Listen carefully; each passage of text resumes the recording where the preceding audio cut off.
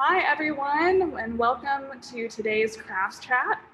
My name is Kathryn Hall, and I'm curator at Houston Center for Contemporary Craft. And today we're going to explore our recent exhibition that's focusing on our Texas master, James C. Watkins. And before we begin, I just want to take a minute to thank my colleagues that are helping me out with the program today, Blaze Middleton and Maria Lisa Hegg. You'll get to see at least Maria Lisa in the background, and Blaze is just off camera, but this wouldn't be possible without them. So big thanks to you all. I am gonna also put my mask on just so that we can make sure that we can safely distance appropriately, but at least wanted you guys to see my face to say hello. But thanks to everybody who is joining us this afternoon for Craft Chat. So Maria Lisa, do you want to help us out by turning on the camera? And it looks like we might be needing to shift the camera. It's running like up sideways right now. Oh, sorry. Let me see. That's perfect. That's great. Okay, wonderful. Well, so today we're gonna really, I want us to focus a little bit more on some of the stories and inspirations that have shaped James Watkins' work. A little bit of an introduction about our Texas master, James Watkins. James is a ceramicist who is really a master at throwing on the wheel, as well as working with alternative firing techniques. And he is not only a master at his craft, but he also has really dedicated himself to working with the community as an educator. He is professor emeritus at Texas Tech University, where he's been working, and he worked for over 35 years. And today we're going to kind of talk a little bit about some of the stories and inspirations that shaped his work along the way. And I want to take an opportunity to just kind of start with part of James's process, creative process, that's really shaped his thinking through the development of his work. And that's really kind of a technique that he utilizes in lucid dreaming.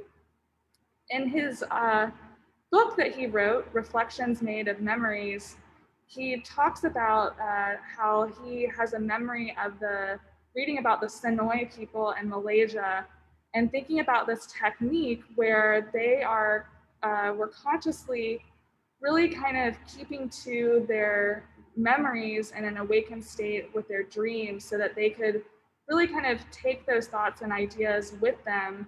And that's a practice that James has really incorporated into his own creative process. And so I'd like to start by looking at this beautiful platter here that you can see. And this is kind of another reference that James mentions is he loves listening to music in his studio, and one particular artist that I think has been very memorable to him is John Coltrane. And so he talks about thinking about how John Coltrane is really kind of thinking through improvisation and really using music as its own form of language for expression. And he also talks about thinking about his masterpiece album, A Love Supreme, as a real inspiration for James in his studio, and really kind of draws parallels to how music can be used as a vehicle for kind of imparting one's memories, ideas, and thoughts, and the parallels that can draw with the visual arts as well. So for James, he's really kind of thinking about this term that he's using, which is called The Right of Remembering, which he discusses in his book, and thinking about how in his creative process, he's really reflecting on these layers of memories and thoughts and using those experiences to come into play when he's thinking about expressing himself through line and color and these really, really beautiful surfaces that he's creating through the firing processes of his ceramics. And so you can really kind of see and almost kind of think through that movement and expression of emotion in this particular platter here, which I think is really just an incredible piece. And I think this can be seen in some of his other works as well. So Marie-Lisa, if you wouldn't mind moving us to his Horizon series. And this work continues. You can kind of see in the platter to the right, you can see how expressive he is with color and line here as well. And he mentions this memory that he has of his daughter when she was 5 years old, seeing this platter and saying, "Yummy, Daddy," which I think is such a great expression for this piece. It is quite yummy, and also thinking about those layers of memories of joy and fun that are kind of built into his work and that really kind of get carried with his work over time. And you'll also notice this really interesting surface texture. So if you're looking at the double-walled piece to the left, you can really see how it kind of takes on this quality of sedimentary rock. And Marie-Lisa, if you want to kind of get down and look up close to the side, you can kind of see that texture here that he's been able to replicate.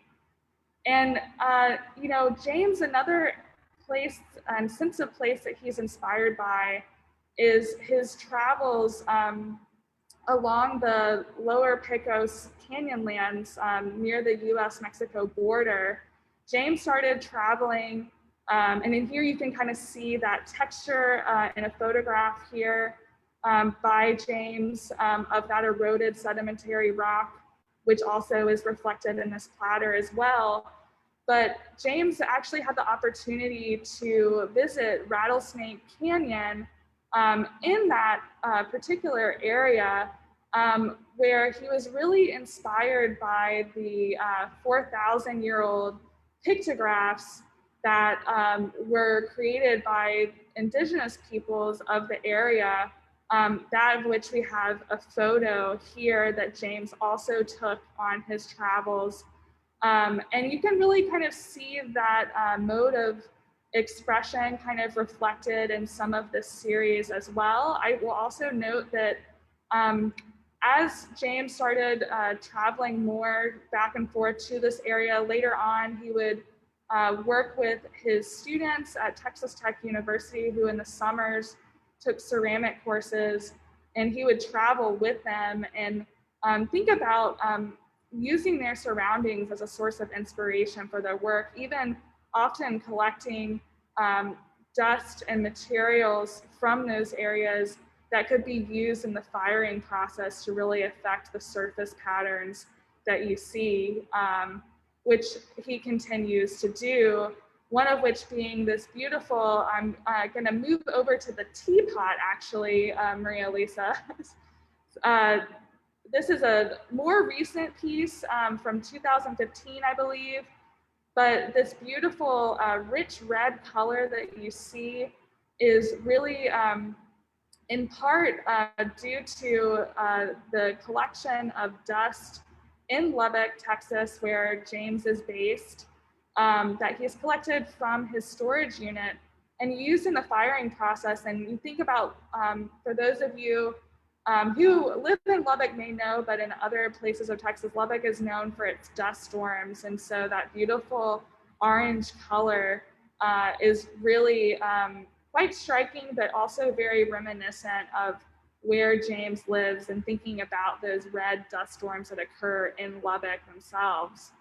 And I also am going to use this piece as well. You'll see this beautiful surface pattern on the bottom half of the teapot that really kind of mirrors what one might think of as the field furrows that one might see out in the farmland, both in that part of Texas as well, but James is also originally from Alabama, and in his book he describes really kind of these memories that he has of his family. Particularly, he describes a memory of his father working in the fields with cotton and corn, and thinking about these beautiful furrow patterns in the dirt itself that is then being incorporated into the form that you're seeing here today.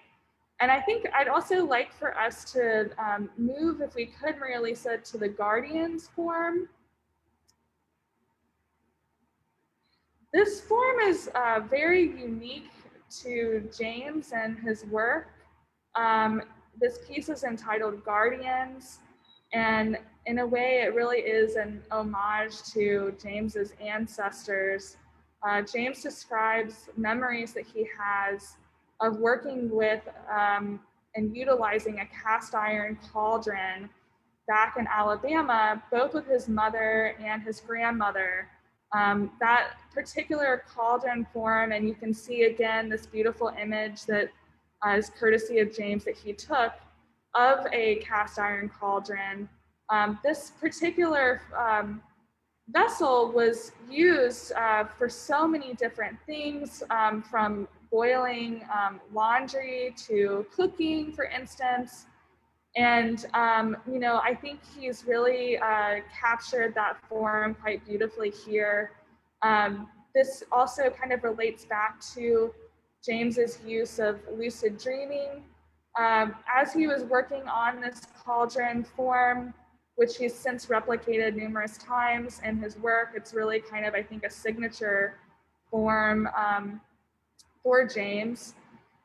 He talks about struggling with the ability to create this piece because of its size, but also thinking about the density of the clay and the possibility of when the clay has a lot of moisture retention, and it's put in a kiln, it can sometimes explode. And so James is trying to work out a different way of creating this piece. It's a double-walled vessel, which means that there's kind of, you want to imagine a bowl form inside of a bowl, larger bowl that he connects at the top, and you can see these beautiful kind of what he describes as bird appendage forms that also reference his memories of cow feeders on his family's land in Alabama.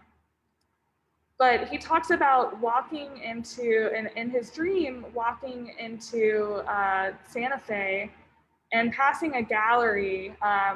This is at a time when he was stumped with how to produce this form, and bumping into the gallery window and looking and seeing all of these gorgeous forms that he then recognized as his own.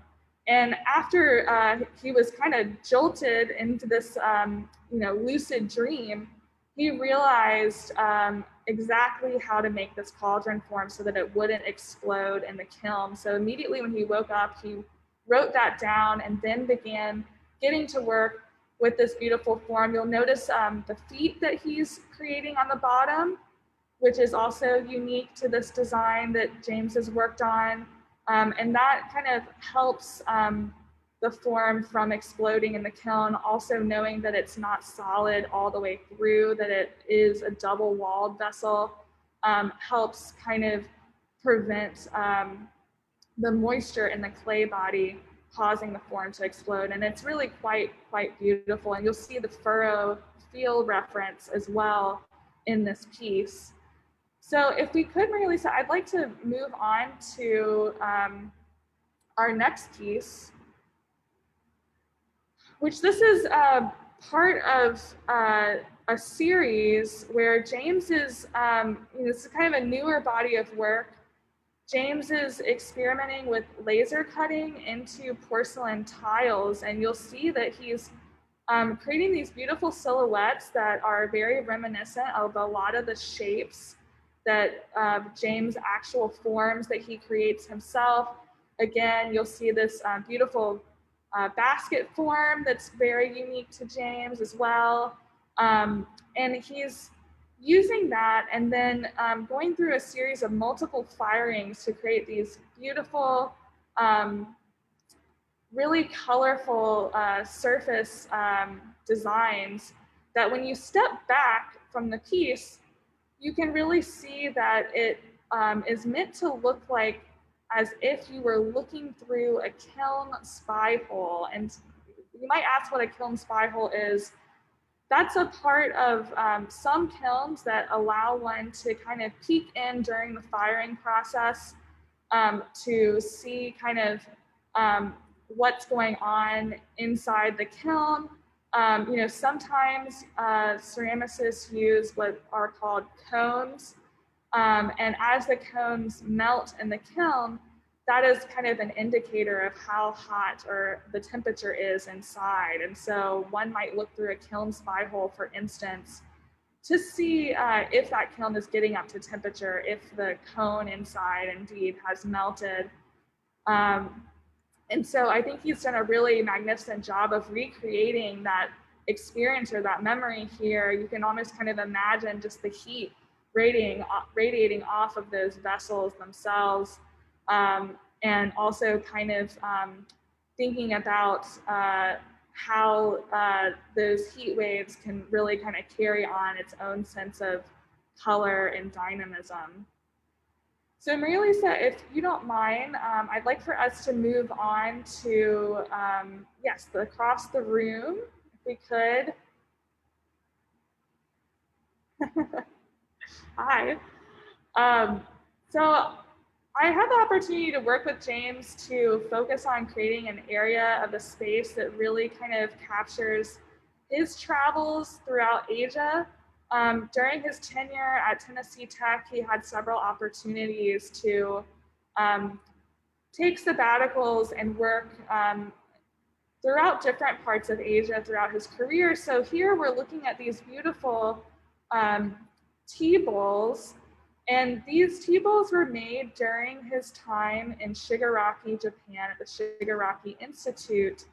And James was really inspired by the culture of Japan and really kind of the reverence that Japanese culture has and respect for daily life and the ceremoniousness, for instance, of even just the simple act of sharing in a tea ceremony. And so these pieces are really quite beautiful and are a nod to that part of Japanese culture.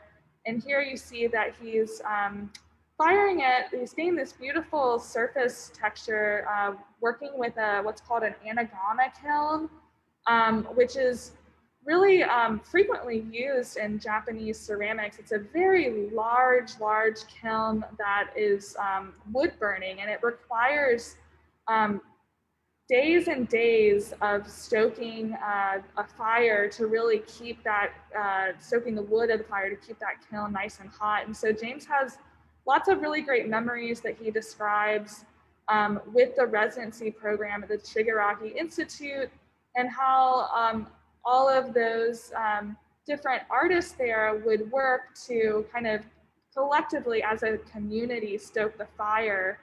And so I think this is a really beautiful memory that we wanted to be able to share in that sense of community building, not just in terms of stoking the fire of the kiln itself to produce the work, but also the sense of community in the meals that they shared.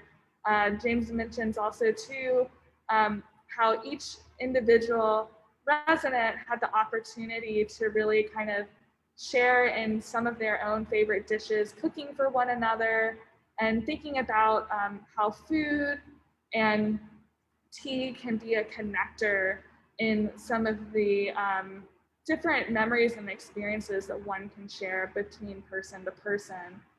And I'd like to kind of move on to this next platter. This is a platter that James created also while he was in Japan. And Lisa, would you mind kind of giving us a little bit of a detail of that, the bird appendage form that you see? which is also something that he's replicating in the silhouette that he's creating on the platter itself. This piece is called Waiting Postured. It's a double-walled platter. So again, thinking about connecting two walls together, and it's quite large in size. And it really also connects to James's process of lucid dreaming. I mentioned the bird appendage. This is a form that you'll see replicated throughout James's work. And in part, it's in reference to the graceful nature of different birds. James describes an experience when he was moving from Hampton, Virginia to Lubbock, Texas in the 70s. He had the opportunity to witness these beautiful Canadian geese and their beautiful, graceful necks. And not only that, I think later on he describes also the beauty of witnessing sandhill cranes in Texas as well. Again, they also have these really long, beautiful, graceful necks, and kind of a reverence for nature and for these beautiful birds. And James has continually incorporated this form in many of his pieces. And next, I'd like for us to focus on this beautiful bottle form of James.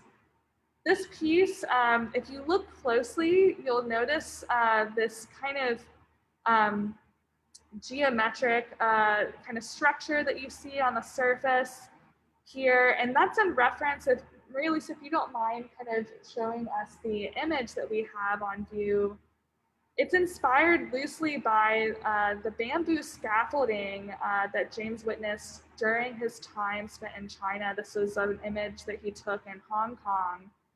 And really kind of, I think, him enjoying the beauty and ingenuity of working with natural materials such as bamboo and the strength and resiliency that it has, and thinking about how to replicate that on the surface of this bottle form itself.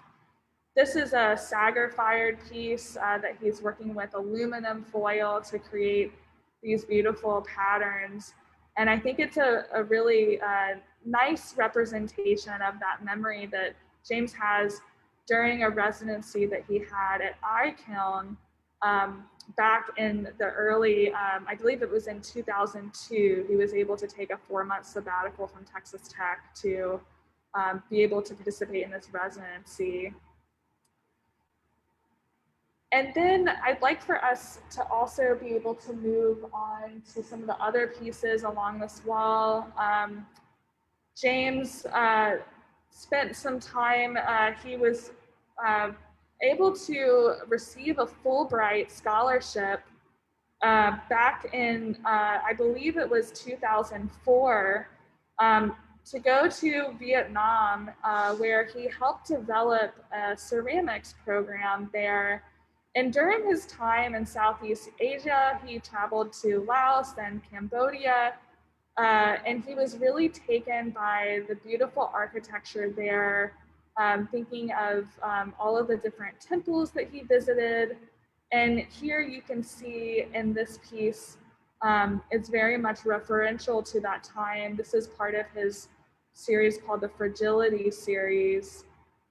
We also can move on to this other platter, which is called part of The Sky Meets the Built Form series. And James describes how, he really started thinking about the use of luster during this period. And here you have, and you think about many of the temples that one might encounter in Southeast Asia, really their beautiful use of gold, and how he's been able to really kind of reference and mirror that here in this platter itself, thinking about that form specifically. But I love also too, again, just how he's working with these atmospheric firings to also allow a little bit of chance and expression to happen while the piece is inside the kiln. So moving on to the last few pieces that I wanted us to look at today.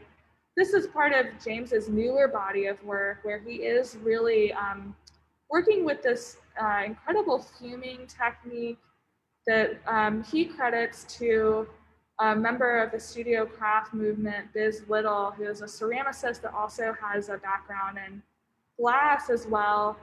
And he's working with this luster again, and fuming it with material called stannous chloride that allows, while the kiln is cooling and is introduced, it creates these beautiful lustrous iridescent surfaces. And James has wrapped baling wire and glass around these pieces that are giving these beautiful silhouettes, and kind of thinking back to these bird appendage forms.